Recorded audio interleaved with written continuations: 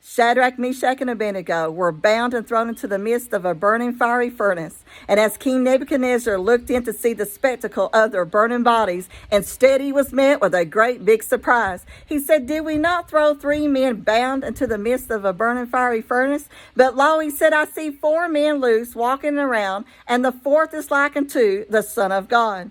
If you are bound by the enemy right now and you're in the middle of a burning fiery trial in your life, get ready that Jesus is getting ready to set you free. That you're going to walk around in that fiery trial that you're in right now, but you're no longer going to be bound by the enemy, but you're loose, you're set free. And you're going to come out walking out of that trial just the way Shadrach, Meshach, and Abednego did. They walked out of that fiery furnace, and so will you, and you're going to be free, because Jesus said, "I'm not going to leave you, I'm not going to forsake you." He said, "Lo, I'm with you always, even to the end of the world." You're not alone. Jesus is coming to set you free. Praise God.